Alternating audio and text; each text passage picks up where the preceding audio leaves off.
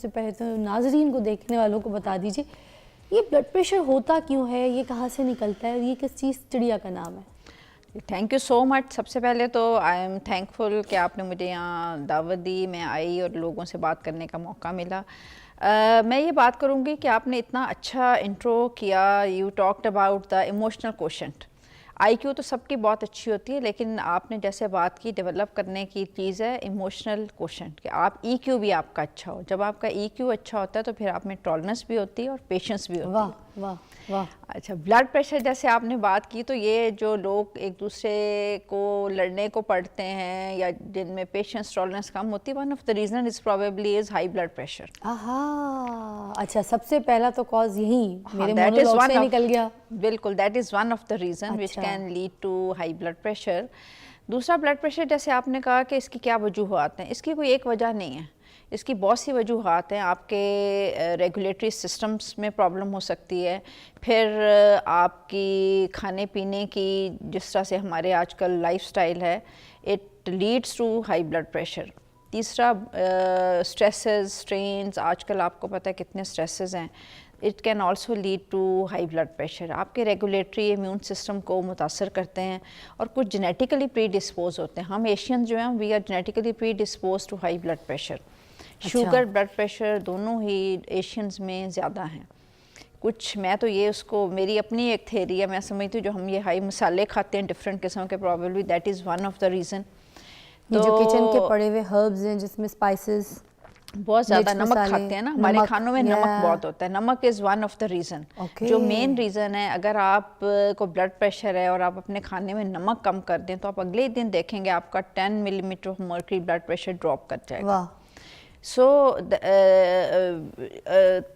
the simple is our lifestyle, ہماری habits کھانے پینے کی, اور پھر ہماری genetic predisposition. Probably these are the reasons.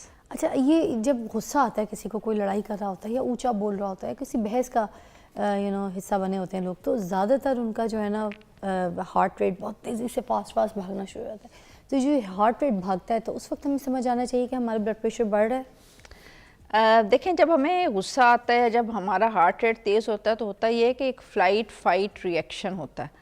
Flight fight reaction انسان کا پروٹیکٹیو میکانزم ہے, جس کے اندر آپ کی ایڈرینلین بڑھتی ہے. جب ایڈرینلین بڑھتی ہے تو آپ کا ہارٹ ریٹ بڑھتا ہے, اور ہارٹ ریٹ بڑھنے سے پرابلمس کیا ہیں. Blood pressure is one of the reason, لیکن ضروری نہیں کہ بلڈ پریشر کی وجہ سے ہارٹ ریٹ زیادہ ہو. آپ کی ایڈرینلین کسی وجہ سے بھی ریلیز ہو سکتی ہے. آپ دیکھیں کہیں اگر آپ خوف ہو یا آپ کہیں کس سے ڈر رہے ہوں تو آپ کا دل دھک دھک دھک کر رہا ہوتا ہے. سو اور ایکسائٹمنٹ میں بھی یہی ہوتا ہے. So hormones they play their part, لیکن بلڈ پریشر والوں کے لیے تو بہت ہی خطرناک ہے. اگر ان کا دل زور زور سے دھڑک رہا ہے تو probably heart is pumping more blood, because there is heart is perceiving کہ آپ میں آکسیجن کی کمی ہو رہی ہے, تو وہ پمپ کر کے اس کی کمی کو پورا کرنے کی کوشش کرتا ہے. اچھا, اس کے کامن سمٹمز جو ہیں ان میں تو ایک ہی آپ نے بتایا, ٹھیک ہے, اور دوسرا؟ اچھا, جو بلڈ پریشر ہے نا, دس از اے سائلنٹ, میں یہ کہتی ہوں یہ ایک سائلنٹ بیماری ہے. آپ کو اس دن پتہ چلتا ہے جب آپ کو اسٹروک ہو رہا ہوتا ہے یا آپ کو ہارٹ اٹیک ہو رہا ہوتا ہے. At times you never know that you are having high blood pressure. High blood pressure کے ساتھ کیونکہ آہستہ آہستہ یہ بڑھتا ہے, تو انسان اس سے باڈی کے سسٹم جو ہیں وہ آپ کے اس کے ساتھ اس طرح سے یوز ٹو ہو جاتے ہیں کہ آپ کو پتہ ہی نہیں چل رہا ہوتا کہ آپ کا بلڈ پریشر ہائی ہے. اور ایک دن آپ ڈاکٹر کے کلینک پہ جاتے ہیں اور بلڈ پریشر چیک کرتے ہیں تو پتہ چلتا ہے او ہو میرا تو اس کا تو بلڈ پریشر ہائی ہے. ہاں, اور ایک دم سے بلڈ پریشر کی گولیوں پہ لگ جاتا ہے. اچھا, یہ جو فالج ہے اس کا خطرہ بھی اسی ہائپر ٹینشن کی وجہ سے ہوتا ہے؟ One of the main reason of stroke یا فالج جو ہے وہ ہائی بلڈ پریشر ہے. ہائی بلڈ پریشر, جب آپ کی باڈی کے اندر بلڈ پریشر ہائی رہتا ہے تو آپ کے سارے آرگنز کو یہ متاثر کرتا ہے, جس کے اندر آپ کے کڈنیز ہیں, آپ کا ہارٹ ہے, آپ کا برین ہے. اور پاکستان کے اندر unfortunately stroke is very common, اور اسٹروک کی ایک ریزن تو ہائی بلڈ پریشر ہے. دوسرا ہماری ڈائبٹیز بہت کامن ہے. ایوری 4th اور 5th پرسن, یقین کریں میرے پاس فیملیز آتی ہیں, میں آپ پوچھتے ہیں اچھا شوگر تو نہیں, میڈم وہ تو ہوتی ہے. So you see that people are living with diabetes and people are living with high blood pressure. That is now part of our life. اور میرا خیال میں ہماری لائف ایکسپیکٹنسی, ہماری جو ہاسپٹل پہ برڈن آف ڈیزیز ہے, that is due to mainly ان کو کہتے ہیں ہم نان کمیونیکیبل ڈیزیزز. کمیونیکیبل جیسے کووڈ تھا, ایک سے دوسرے کو لگ گیا, یہ نان کمیونیکیبل ڈیزیزز ہیں. اور برڈن آف ڈیزیز اتنا زیادہ ہے کہ ہر گھر کے اندر آپ دیکھیں کسی نہ کسی کو بلڈ پریشر ہے, کسی نہ کسی کو شوگر ہے, which is non communicable and which is avoidable. اچھا, اسی لیے کہا جاتا ہے نا کہ گردوں کو بلڈ پریشر اور آپ کی آنکھوں کو اور دماغ کو سب سے زیادہ متاثر کرتا ہے. تو یہ کس طریقے سے ہے, یہ ان آرگنز جو ہیں ان کو زیادہ متاثر کیوں کرتا ہے, اس کو بھی الیبریٹ کیجیے گا. ہاں جی, اچھا دیکھیں آپ گردوں پہ جب بات کرتے ہیں آپ, تو گردوں میں اور یہ ساری these are very very sensitive organs, اور ان کے اندر جو بلڈ ویسلز ہیں بیسیکلی ہارٹ نے پمپ کرنا ہے خون کو, تو ان کی آرٹریز جو ہوتی ہیں ڈیو ٹو بلڈ پریشر وہ سخت ہو جاتی ہیں, فلیکسیبل نہیں رہتی. جب فلیکسیبل نہیں رہیں گی, اور پھر ساتھ ساتھ بلڈ پریشر کے ساتھ لوگوں کا نا لپڈ پروفائل ہمیں نہیں پتہ, ہم نہیں کراتے, لیکن ہمارے اندر ٹرائیگلسرائڈس, فیٹس بہت زیادہ ہوتے ہیں, جس کو آپ کہتے ہیں عام زبان میں کولیسٹرول. ہائی کولیسٹرول, ہائی ٹرائیگلسرائڈس, یہ سارے نا آپ کی آرٹریز کو نیرو کرتے ہیں. ونس آرٹریز آر نیرو, تو آپ یہ دیکھیں کہ بلڈ فلو ان کو کم ہو جاتا ہے. جب بلڈ فلو کم ہوگا تو ہمارے جو ٹیشوز ہیں وہ متاثر ہوتے ہیں. کڈنیز کے ٹیشوز, کڈنیز کا فنکشن متاثر ہوتا ہے, کیونکہ ان کی بلڈ ویسلز ایک تو بلاک ہو گئے, کلاگ ہو گئے ڈیو ٹو کولیسٹرول اور ٹرائیگلسرائڈس, اور آرٹریز اسٹف ہو گئیں. تو یہ دونوں چیزیں جو ہیں یہ بلڈ سپلائی کو متاثر کریں گی. Same happens with your brain and your heart. آپ دیکھیں کہتے ہیں نا اسٹینٹ ڈال دیا, وائی دے ڈو اینجیوپلاسٹی, اور اسٹینٹنگ کیوں کی جاتی ہے, تاکہ بلڈ ویسلز کے اندر آپ خود سے پائپ ڈال دیتے ہیں. بلڈ ویسل اتنا نیرو ہو گیا ہے کہ آپ کی جو ٹیشوز ہیں, وائٹل ٹیشوز, ان کو بلڈ سپلائی نہیں ہو رہی. جب بلڈ سپلائی نہیں ہو رہی ہوتی تو کڈنیز میں کیا ہوگا, کڈنیز کے فنکشن خراب ہوں گے پہلے, پھر اتنے خراب ہو جاتے ہیں that people go on dialysis. آپ دیکھیں کہ kidney disease is also preventable disease, اور ڈائلسس اللہ بس لوگوں کو بچائے. Dialysis is so painful, dialysis so economically devastating for the families, کیونکہ آپ نے ریگولر کرانا ہے. سملرلی اسٹروک, اگر اس کے گھر میں کوئی فالج کا مریض ہے, آپ ذرا just close your eyes and imagine the misery. ایک تو پیشنٹ کی تو ہوتی ہی ہوتی ہے, لیکن فیملی کی بھی بہت بڑی مزری ہے, اکنامکلی, سائیکولوجیکلی. اچھا, ہر ایج کے جو لوگ ہیں ہائپر ٹینشن کا لیول جو ہے ہر ایک میں الگ الگ ڈفرینٹ ہوگا ایج وائز؟ دیکھیں اب جو نئی گائیڈ لائنز آ گئی ہیں, اور جو ہائپر ٹینسو سوسائٹیز ہیں, کوئی ایسی بات نہیں کہ آپ کا بلڈ پریشر ڈفرینٹ ہو. بلڈ پریشر آپ کا از اے رینج, کہ your blood pressure should not be more than, دو طرح کے بلڈ پریشر, ایک سسٹولک بلڈ پریشر ہوتا ہے, ایک ڈائسٹولک ہوتا ہے. آپ نے سنا ہوگا میرا 110/70 ہے. So your blood pressure should not be more than 120/80. نیچے والا آپ کا 80 ہونا چاہیے, اوپر والا 120 یا 125/30, ناٹ مور دین دیٹ. ٹھیک ہے, ایک بریک لیں گے. بریک کے بعد ہم جب دوبارہ جوائن کریں گے تو ہم آپ کو یہاں پہ پوچھ کے بتائیں گے کہ یہ جو پریگننٹ ویمنز ہوتی ہیں ان کو جب بلڈ پریشر, ہائپر ٹینشن کا پرابلم ہوتا ہے تو کیا بچے کے لیے بھی یہ بہت خطرناک ہوتا ہے, اور ماں کے لیے بھی کیا متاثر ہوتا ہے. تو یہ ساری چیزوں کے بارے میں جانیں گے, ویٹ کے بارے میں جانیں گے. اگر آپ کا ویٹ بڑا ہوا ہے اور آپ کو ہائپر ٹینشن ایشوز ہیں تو پھر آپ کی باڈی اور باقی آرگنس کس طرح سے سپورٹ کریں گے. بریک کے بعد.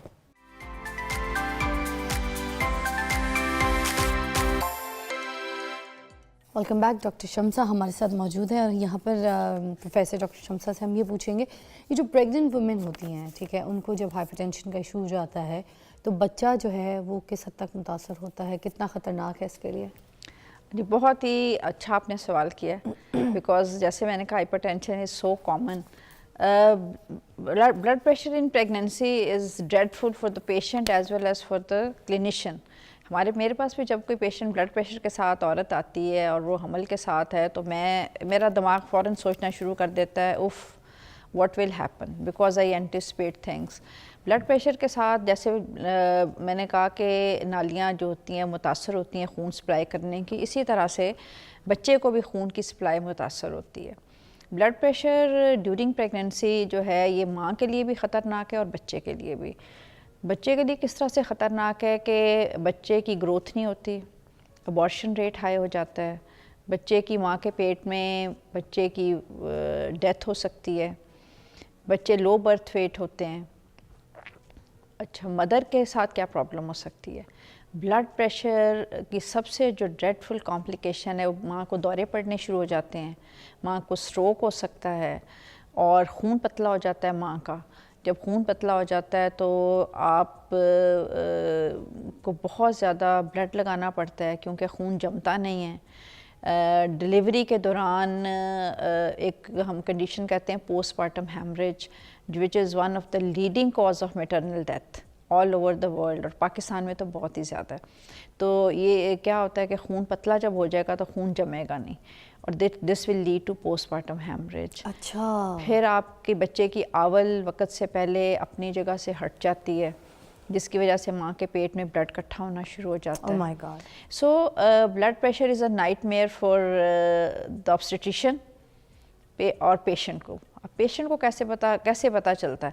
ایک تو بلڈ پریشر جب آپ لیتے ہیں چیک کرتے ہیں ہائی ہوتا ہے، پھر منہ کے اوپر سوج آ جاتی ہے، پاؤں سوجنے لگ جاتے ہیں، ساتھ ساتھ نیند کے پرابلم شروع ہو جاتے ہیں، سر میں درد شروع ہو جاتی ہے. سو آل دیز آر جو ہیں یہ سمٹمز ہیں یا علامات ہیں کہ بلڈ پریشر آپ کا ڈینجرس ہو رہا ہے. سو دا مومنٹ ہمیں پتہ چلتا ہے کہ پیشنٹ کا بلڈ پریشر ہائی ہے، ہم اس کا علاج شروع کر دیتے ہیں اور ہم مریض کو کہتے ہیں کہ آپ اپنے بلڈ پریشر کا کمپلیٹ ریکارڈ رکھیں so that if your blood pressure is under control. تو پھر یہ جو کمپلیکیشنز میں کہہ رہی ہوں یہ پھر بھی ہو جاتی ہیں. آپ یہ دیکھیں کہ these complications even then can happen. اچھا لیکن اس کا انسیڈنس کم ہو جاتا ہے. ٹھیک ہے. اچھا یہ آپ تو سرٹیفائڈ میڈیسن بھی ہیں آپ امریکہ سے، تو مجھے یہ بتائیے کہ جو میڈیسن ہے اس میں آپ نے کیا اسپیشلی پڑھا ہے کہ کیا اس کی جو ہم نے بلڈ پریشر کی جو گولیاں ہیں وہ جو کھانی ہے، اگر کسی کو بلڈ پریشر ہو گیا ہے تو کیا ساری زندگی اس کے ساتھ یہ سلسلہ چلتا رہے گا کہ اس کو یہ بلڈ پریشر کی گولیاں لینی ہیں، استعمال کرنی ہے، اس کو چھوڑ نہیں سکتا؟ بالکل، یہ بھی بہت ہی اچھا سوال ہے کہ ہم یہ کہتے ہیں ایک دوائی ہمیں شروع ہو گئی تو اب ہمیں کبھی ختم نہیں ہوگی. سو پیشنٹ ہمارے بہت سارے مریض اس ڈر سے دوائی ہی نہیں کھاتے کہ آج میں نے دوائی کھا لی، آج میں نے انسولین لگا لی تو ساری زندگی مجھے لگانی پڑے گی. یہ ایک بہت ہی غلط کانسیپٹ ہے. اچھا. Because with your life style changes آپ کی شوگر بھی ریورس ہو سکتی ہے، آپ کا بلڈ پریشر بہت اچھا کنٹرول ہو سکتا ہے اور آپ کی بلڈ پریشر کی دوائی کم ہوتے ہوتے چھٹ بھی سکتی ہے. So what lifestyle changes are needed. Important یہ ہے کہ ہمیں پتہ تو کئی دفعہ ہوتا ہے لیکن ہم اس پہ عمل نہیں کرتے. اس کے لیے بہت زیادہ موٹیویشن چاہیے، بہت زیادہ کمٹمنٹ چاہیے. اور میں یہ کہتی ہوں دس از یور اون باڈی، آپ نے اس کا خیال رکھنا ہے. آپ کی اپنی ہیلتھ ہے، وائی یو ایکسپیکٹ ادرس کہ وہ آپ کی ہیلتھ کا خیال رکھیں. سو جیسے میں نے کہا نمک، اگر آپ نمک کا استعمال اگر آپ پہلے 2 چمچ ڈال رہے ہیں تو پلیز اس کو آدھا کر دیں، آدھا ڈال رہے ہیں تو اس سے بھی آدھا کر دیں. Only with the restriction of salt. پھر ہمیں لگتا ہے کہ شاید یہ جو ہم سالٹ لیتے ہیں دس از دا اونلی ریزن. نو. جو آپ بیکری کھاتے ہیں، ہائیلی پروسیسڈ فوڈ کھاتے ہیں، جیسے آج کل بہت رواج ہے برگر کھانے کا، اور جتنے بھی آپ کی بازاری چیزیں ہیں یہ سوڈیم سے یا نمک سے بھری ہوئی ہوتی ہیں.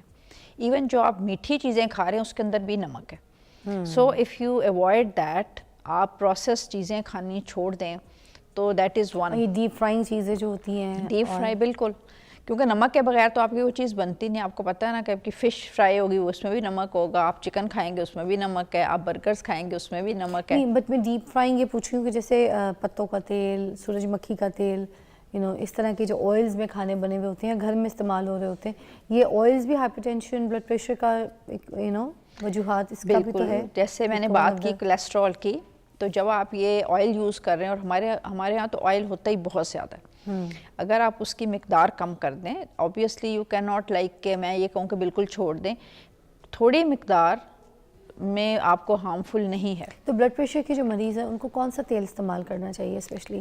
کیا وہ یہ سیچوریٹڈ فیٹس والے جو دیسی گھی وغیرہ ہوتے ہیں کیونکہ اس میں بھی پایا جاتا ہے، یہ سرسوں کا تیل، اولیو آئل، ایسے کون سے تیل ہے جو استعمال کر سکتے ہیں، کھا سکتے ہیں؟ اولیو آئل از ریکمینڈیڈ، لیکن جب آپ کوئی بھی تیل بہت زیادہ گرم ہیٹ اپ کر لیتے ہیں تو اس کے اندر سے اس طرح کے مادے بن جاتے ہیں، کنورٹ ہو جاتے ہیں which are harmful for your body. ہمارے سارے کھانے اس طرح کے ہیں کہ ہم ان کو بہت زیادہ تیل کو گرم کرتے ہیں. ایک سرٹن ٹیمپریچر کے بعد آپ کوئی بھی تیل گرم کریں, ایون آپ یہ پلانٹ بیسڈ آئل جو آپ کہہ رہے ہیں, plant based oil even can be dangerous for your health. تو آپ ایک تو بہت زیادہ ایک تھوڑا گھی ڈالیں, بار بار گرم نہ کریں, ری ہیٹنگ نہ کریں. آپ یہ دیکھیں جتنی بھی کھانے بنتے ہیں کڑھائیوں کے اندر وہ بار بار گھی گرم ہوتا ہے.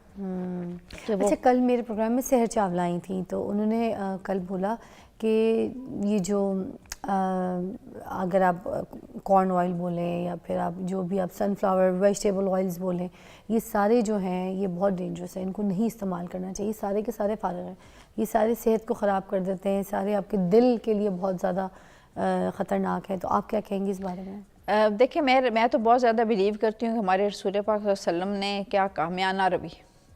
ٹھیک ہے, میانہ روی کا مطلب ہے ہر چیز میں اعتدال کریں. آپ کسی کو یہ میں کہہ دوں کہ تم ہر چیز چھوڑ دو, دیٹ از ناٹ پاسبل.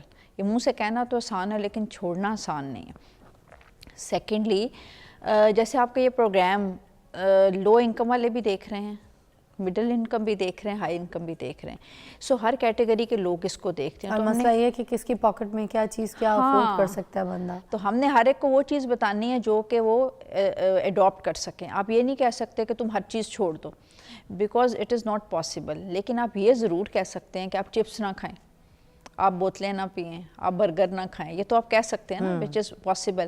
اپنے گھر کے اندر گندم کا آٹا استعمال کریں, نمک نہ ڈالیں اس کے اندر ایڈیشنل. کیونکہ تو آپ مڈل کلاس کو بھی کہہ رہی ہیں, اپر کلاس کو بھی کہہ رہی ہیں, لوور کلاس کو بھی کہہ رہی ہیں.